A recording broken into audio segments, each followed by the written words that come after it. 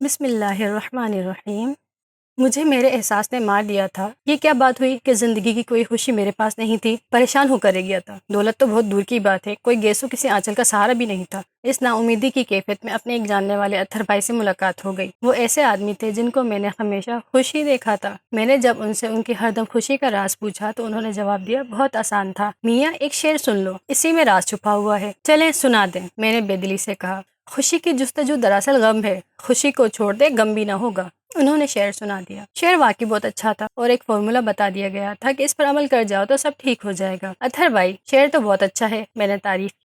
میاں، فارمولا بھی اچھا ہے، تم ابھی سے اس پر عمل کرو، ایک ہفتے کے بعد آ کر بتاؤ کیا ہوا۔ میں اتھر بھائی کے پاس ایک خاص کام سے گیا تھا۔ اس دن میری جیب میں کچھ بھی نہیں تھا۔ میں نے یہ سوچا تھا کہ میں اتھر صاحب سے 1000 روپے لے لوں گا، اس کے بعد وہیں سے ٹیکسی کر کے راستے سے کھانے پینے کی چیزیں لے کر گھر واپس آ جاؤں گا۔ کم از کم 2 دنوں تک کا خرچہ چل ہی جائے گا۔ گھر میں کوئی نہیں تھا، ابھی تک شادی نہیں ہو سکی تھی۔ اب یہ بتاؤ کہ اگر 1000 روپے مل جائے تو تم خوش ہو جاؤ گے؟ ظاہر ہے اتھر بھائی، اس سے کئی کام نکل جائیں گے۔ تو بس میں تمہیں پیسے نہیں دے رہا، تم کو ابھی سے اس فارمولے پر عمل کرنا ہے۔ دیکھ لینا، تم اس شعر کو اپنے ذہن میں اتار لیا تو پھر تمہیں کوئی غم نہیں ہوگا۔ میں ان سے پیسے لیے بغیر اس شعر کی سوغات لے کر واپس آ گیا۔ گھر آ کر مجھے نفیسہ کا خیال آیا۔ میں نے نفیسہ نام کی ایک لڑکی سے محبت کی تھی جو یہ چاہتی تھی کہ میں اس کے باپ سے جا کر ملوں۔ میں نے اسے ایک شعر بھی سنایا تھا، میری حیات کی راہوں میں پیچ و خم ہے بہت، خوب سوچ لے پہلے جو میرے ساتھ چلے۔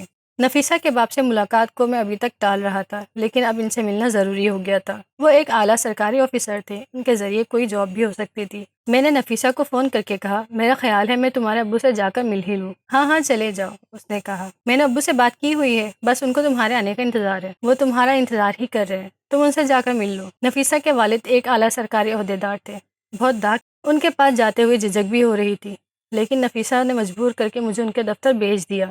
اس نے اپنے ابو سے میرے بارے میں بات کر لی تھی۔ میں دوسرے دن بہترین ڈریسنگ کر کے ان کے پاس پہنچ گیا۔ وہ اپنی پوری شان کے ساتھ اپنے کمرے میں ہی تھے۔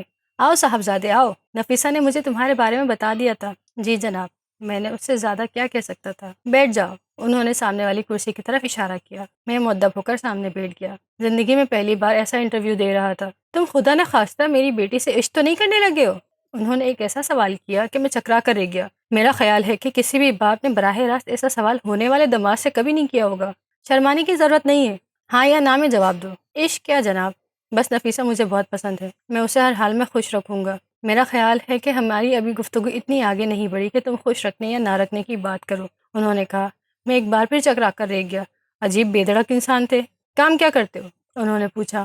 جاب کی تلاش میں ہوں جناب، میں نے کہا۔ مجھے امید ہے بہت جلد کوئی ملازمت مل ہی جائے گی۔ اور اس وقت تک کیا اپنی بیوی کو بھوکا رکھو گے؟ نہیں جناب، سوال ہی نہیں پیدا ہوتا، جو خود کھاؤں گا اس کو بھی کھلاؤں گا۔ جب تمہارے پاس خود کھانے کو کچھ نہیں ہے تو اس کو کہاں سے کھلاؤ گے؟ اس کی فکر نہ کریں، شادی کے بعد نفیسہ میرا مسئلہ ہوگی، لیکن شادی سے پہلے تو میرا مسئلہ ہے، اور میرا مسئلہ یہ ہے کہ میں تم جیسے ناکارہ انسان سے اپنی بیٹی کی شادی نہیں کر سکتا۔ میرے سینے پر پرچیاں ہی چل کر رہ گئیں۔ نفیسہ میرے لیے سب کچھ تھی۔ زندگی میں اب تک سوائے محرومیوں کے اور کیا ملا تھا؟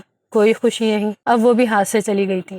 دل چاہا کہ در و دیوار سے لپٹ لپٹ کر آنسو بہاؤں، اور اسی وقت اتھر بھائی کا شعر یاد آ گیا، خوشی کی جستجو دراصل غم ہے، خوشی کو چھوڑ دے غم بھی نہ ہوگا۔ کلیجے میں ٹھنڈک سی پڑ گئی۔ نفیسہ نہیں ملتی نہ صحیح، اور بھی غم ہے زمانے میں محبت کے سوا، میں کیوں ایک روک پال کر بیٹھ جاؤں؟ خوشی کو چھوڑ دے، اور میں نے خوشی کو چھوڑ دیا۔ میں نے نفیسہ کو فون کر کے مطلع کر دیا تھا کہ میں زندگی کی راہ میں اس کا ہمسفر نہیں بن سکوں گا۔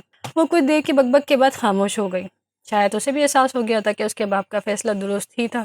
اب زندگی کے کٹھن شب و روز میرے سامنے تھے۔ گھر میں کھانے کو کچھ بھی نہیں تھا۔ میں بھی اپنا کھانا خود ہی بنا لیا کرتا تھا، ورنہ عام طور پر سامنے والے ہوٹل سے جا کر کھا لیتا تھا۔ میں محلے کی دکان پر پہنچ گیا۔ دکاندار مجھے دیکھ کر بہت خوش ہو گیا تھا۔ شاید اسے خیال آیا ہو کہ میں اس کا پچھلا قرض ادا کرنے آیا ہوں۔ تنویر بھائی، چائے تو چلے گی نا؟ اس نے بس 2 منٹ میں آ جائے گی۔ نہیں بھائی، مجھے اس وقت چائے کی ضرورت نہیں، میں نے کہا۔ مجھے تو بس 2 کلو آٹا، 1 کلو چینی، کھانے کا تیل دے دو۔ ابھی لو، پچھلا حساب تو لے کر آئے ہو نا؟ نہیں بھائی، میں تو یہ بھی ادھار لے کر جاؤں گا، میں نے کہا۔ اچانک وہ بڑک اٹھا، اس کی خوش اخلاقی ختم ہو گئی۔ رہنے دو بھائی رہنے دو، کمال ہے، پچھلا قرض ادا نہیں کیا اور چلے آ رہے ہو ادھار لینے۔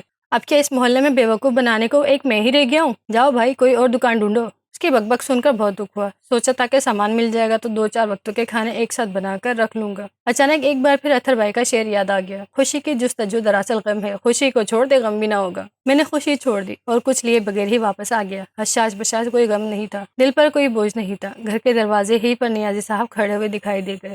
نیازی صاحب اپنی نوعیت کے ایک کمال انسان ہیں، بہت خوش اخلاق اور بہت ہی شاہ خرچ۔ انہوں نے ہمیشہ میری مدد کی ہے، ان کو دیکھ کر ایسا لگا کہ خدا نے فرشتہ بھیج دیا۔ مجھے یاد ہے نیازی صاحب نے میرا کس کس موقع پر ساتھ دیا تھا، جس کوارٹر میں رہ رہا ہوں اس کا ایڈوانس بھی نیازی صاحب نے دیا تھا۔ میں ان سے جا کر لپٹ گیا۔ بھائی اچانک کیسے آ گئے؟ میں نے پوچھا۔ وہ بس تنویر صاحب تمہاری یاد آئی تو تم سے ملنے چلا آیا، انہوں نے کہا۔ ارے یہ تو میری خوش نصیبی ہے، آئیں اندر آئیں۔ ہم اندر آ کر بیٹھ گئے۔ میں نے محسوس کیا کہ نیازی صاحب کچھ الجھے ہوئے تھے۔ گھر میں اتنا چائے کا سامان تھا کہ 2-4 کپ چائے بن سکتی تھی۔ میں نے انہیں چائے لا کر دی۔ کچھ دیر کے بعد انہوں نے کہا، تنویر صاحب میں ایک عجیب کشمکش میں ہوں، خیریت تو ہے؟ کیا ہوا؟ میں نے پوچھا۔ ہاں یہ ظاہری خیریت ہے، لیکن اپنے وجود میں ایک ہلچل مچی ہوئی ہے۔ کیسی ہلچل؟ میرا دل دھڑکنے لگا۔ بات یہ ہے کہ کسی کی مدد یا کسی کے کام آ جانا میری خوشی رہی ہے۔ میں احسان تو نہیں کہتا کیونکہ اس میں میری خوشی ہے، لیکن ہوا یہ کہ جن کو میں نے اپنے طور پر خوشیاں دی انہوں نے غم دیے۔ ایک قول ہے کہ جس پر احسان کرو اس کے شر سے بچو۔ میں خوشی کی جستجو میں رہتا تھا اور ایسی خوشی مجھے کسی کے کام آ کر ہی ملتی تھی۔ آج بھی گھر سے 50,000 لے کر نکلا ہوں۔ ارے نیازی صاحب، یہ تو آپ کی بڑائی کی دلیل ہے، ورنہ اس زمانے میں کون کسی کا ساتھ دیتا ہے؟ انہوں نے باتوں باتوں میں مجھے ایک شعر سنا دیا۔ واہ، یہ تو اچھی بات ہوئی۔ ویسے وہ شعر کیا تھا؟ تنویر صاحب یقین کریں کہ اس شعر کو سنتے ہی ایسا لگا میرے سر سے سارے بوجھ اتر گئے ہوں۔ سمجھ میں آ گیا کہ میں کہاں بھٹک رہا ہوں۔ واہ صاحب، پھر تو بہت مبارک شعر ہوا، مجھے بھی سنائے۔ شعر ہے، خوشی کی جستجو دراصل غم ہے، خوشی کو چھوڑ دے غم بھی نہ ہوگا۔ ایک بار پھر وہ لعنتی شعر میرے سامنے آ گیا تھا۔ ایک بات میں آپ سے کہنے آیا ہوں، نیازی صاحب نے کہا۔ ہو سکتا ہے کہ میں نے اب تک آپ کا ساتھ دیا ہو، لیکن اب میں کچھ بھی نہیں کر سکوں گا کیونکہ اس شعر کا مفہوم سمجھ میں آ گیا ہے۔ ارے نیازی صاحب، میں بھوکلا کر بولا، لعنت بھیجے اس شعر پر، آپ تو نیکی کیے جائیں۔ نہیں تنویر صاحب، اب اس قسم کی کوئی نیکی میں نہیں کر سکوں گا۔ اس انقلابی شعر نے میری سوچ بدل دی ہے۔ میں یہی کہنے حاضر ہوا تھا۔ دل چاہا کہ یا تو اپنا گلا گھونٹ لوں یا اس شاعر کو زہر دے دوں جس نے بھی شعر کہا ہوگا۔ نیازی صاحب کچھ دیر بیٹھ کے اس شعر پر لیکچر دے کر روانہ ہو گئے اور میں اپنے خالی پیٹ پر ہاتھ پھیرتا رہ گیا۔ خیر وہ دن تو کسی نہ کسی طرح گزار لیا۔ شام کو بھوک نے جب بےتاب کیا تو اپنی خالہ کے پاس چلا گیا۔ وہ بھی اسی شہر میں اور میرے گھر سے کچھ فاصلے پر رہتی تھی۔ وہ کباب بہت اچھے بناتی تھی۔ ان کے کباب کھا کر لطف آ جاتا تھا۔ خالہ مجھے دیکھتے ہی خوش ہو گئی۔ ارے بیٹا، تو بالکل صحیح وقت پر آیا، میں نے تیری پسند کے کباب بنائے۔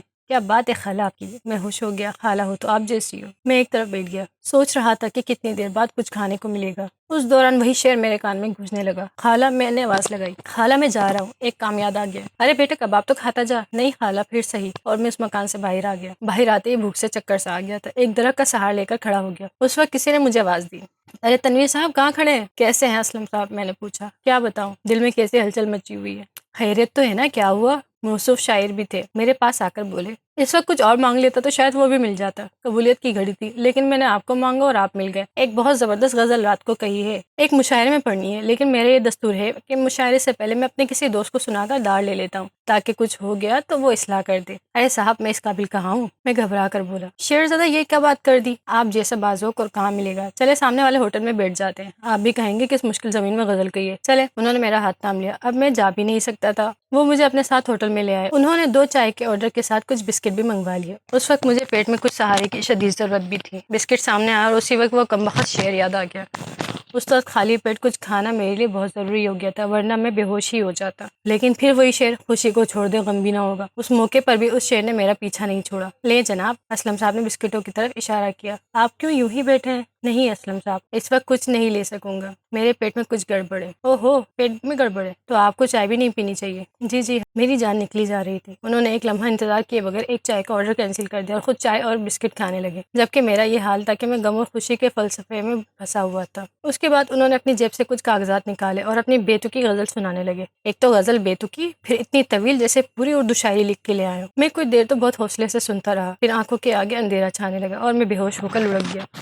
اسلم صاحب مجھے پکار رہے تھے، کچھ اور آوازیں بھی تھیں، میرے منہ پر پانی کے چھینٹے دیے جا رہے تھے، لیکن مجھے ہوش نہیں تھا۔ نہ جانے کتنی دیر بعد ہوش آیا ہوگا۔ میں ایک بستر پر لیٹا تھا، نکاہت تو تھی لیکن اتنی نہیں جتنی پہلے محسوس ہو رہی تھی۔ میرے بستر کے آس پاس کچھ اور بھی بستر تھے جن پر مریض لیٹے ہوئے تھے۔ ہوش میں دیکھ کر ایک مہربان صورت کی نرس میرے سامنے آ گئی۔ اب کیسی طبیعت ہے؟ اس نے پوچھا۔ کون لایا ہے مجھے؟ تم کہیں بے ہوش ہو گئے تھے، لوگ اٹھا کر لائے۔ لوگ لائے ہیں؟ کمزوری کی وجہ سے یہ حال ہو گیا، ڈاکٹر صاحب کا بھی یہی خیال تھا۔ تم اب ٹھیک ہو تو جا سکتے ہو، لیکن کس کمبخت کا دل تھا کہ وہاں سے جائے، اس لیے وہیں پڑا سوچتا رہا کہ اس طرح کیسے زندگی بسر ہو سکے گی۔ اچھا تھا کہ گاؤں میں ہی رہتا، ابا کی بات مان لیتا اور آنسر سے شادی کر لیتا۔ کیا ہوا؟ جو وہ میٹرک پاس تھی، ابھی بھی کچھ نہ بگڑا تھا۔ اس لیے ہسپتال سے نکل کر سیدھا 5 سال بعد گھر پہنچا اور ابا کے قدموں میں سر رکھ دیا۔ جوان بیٹے کو سینے سے لگانے میں دیر انہوں نے بھی نہیں کی تھی۔ ابھی تو کھڑی ٹیکسی کا کرایہ بھی ادا کرنا تھا اور امی کے ہاتھ کا بنا کھانا میز پر منتظر تھا۔ کیا ہے نا، خالی شعر کہنے اور سننے سے پیٹ نہیں بھرتا۔ اب گھر میں سب کے ساتھ سکون سے رہوں گا اور ابا کے ساتھ زمینوں پہ جایا کروں گا۔ جوانی میں جاب کرنے اور خود سے اپنے پاؤں پہ کھڑا ہونے کا جنون بھی ختم ہو گیا اور دوستوں کی مصیبت میں دوستی بھی دیکھ لی۔ دوستوں، اگر کہانی پسند آئی ہے تو لائک اور اپنے دوستوں کے ساتھ شیئر کیجیے، اور ایسی ہی مزید مزیدار کہانیوں کے لیے میرے چینل کو سبسکرائب کریں اور ساتھ ہی بیل آئیکن کو ٹیپ کریں۔